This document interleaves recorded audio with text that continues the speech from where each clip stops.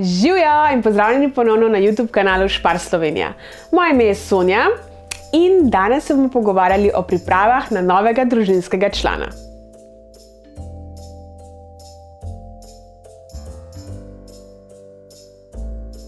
Proti začetku tega leta sem z vami delila video, kjer sem vam pokazala dva različna načina priprave tort iz plenic. Ta video se lahko greste tudi pogledat. In zraven sem povedala, da je pri meni pravi baby boom. In sedaj lahko tudi razkrijem, da sem tudi sama del tega baby booma in bom kmalu postala mamica. To je moja prva nosečnost, tako da vstopam v eno čist novo poglavje svojega življenja. Sama sem opazila, da priprave na novega družinskega člana so res lahko izredno stresne, bombardirani smo z milijoni informacijami in enostavno ne vemo, kje začeti. Iz tega razloga sem se odločila, da pripravim en tak plonk listek, bomo temu rekli, kako se dejansko vsaj približno pripraviti na dojenčka. Začnimo s tem, da se je treba pripraviti neko realno sliko in se sprijazniti s tem, da verjetno nikoli ne bomo zares pripravljeni na to novo poglavje. Govorila sem že o bombardiranju z informacijami in dejstvo je, da jih je res ogromno povsod.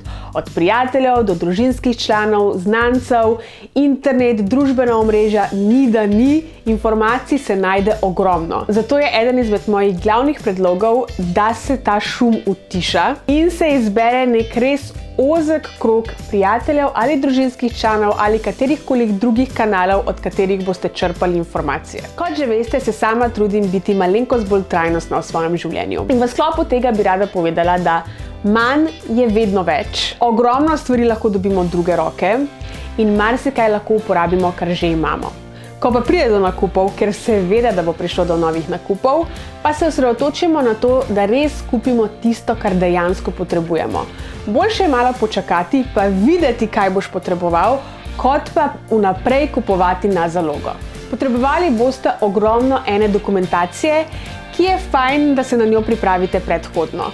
Ta dokumentacija se deli na stvari, ki jih potrebujete pred porodom, v porodnišnici in stvari, ki jih potrebujete po porodu. Nadaljujemo na samo porodnišnico, treba je pripraviti torbo za porodnišnico in tudi stvari za otroka za odhod iz porodnišnice.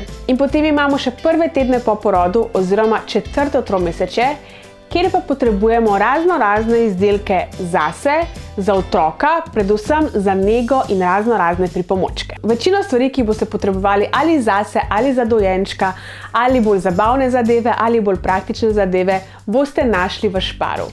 Pretty Baby linija je linija za najmlajše, ki ponuja ogromno izbiro izdelkov za otroke do 3. leta starosti. Obsega kakovostne pleničke vseh velikosti ter izdelke za nego, kot so previjalne podloge, otroški vlažilni robčki, čistilne blazinice, vatirane palčke in podobno. Ponuja tudi oblačila za najmlajše do 3. leta starosti in imajo razne bodije, majčke, pajkice in še marsikaj drugega. Jaz imam trenutno pripravljene 4 različne izdelke iz Pretty Baby linije. Z Pretty Baby pleničkami za novorojenčke. Nudijo do 12 ur občutek suhosti, brez spuščanja in brez povešanja. Imajo dvakratno zaščito pred uhajanjem tekočine. Prožen raztegljiv trak omogoča več svobode pri gibanju. Imajo zelo vpojno jedro, ki zagotavlja suho ritko.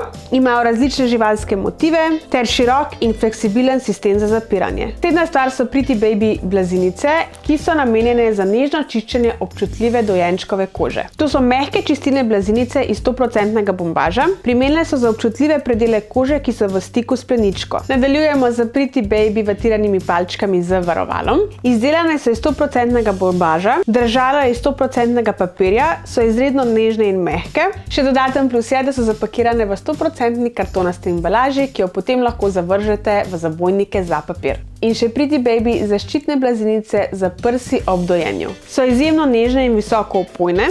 Imajo izredno prilagojočo obliko, prav tako imajo tudi samolepilni trak za pritrditev, zračno zunanjo stran ter zaščito pred madeži.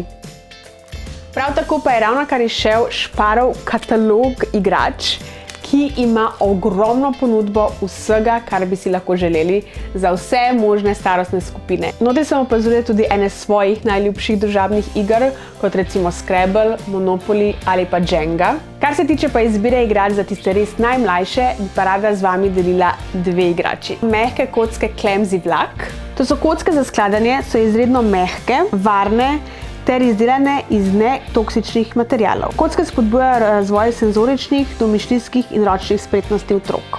Zdi se mi tudi odlično, ker so pralne in jih lahko operemo ali v pomivalnem stroju ali v pralnem stroju do 70 stopinj Celzija. Druga igrača pa je moj prvi koledar, ki je namenjena za starejše otroke, in sicer 3+. Izredno mi je všeč, ker je v slovenskem jeziku, je iz visoko kakovostnega materiala, in sicer iz lesa, in omogoča otrokom, da spoznajo dneve, mesece, vreme, letne čase, datum in čas. To bo to za današnji video, upam, da vam je bil všeč. Od spodaj v komentarju bi vas pa prosila za kakšen dodaten nasvet, ki bo prišel meni prav, ali pa kakšni drugi bodoči mamici.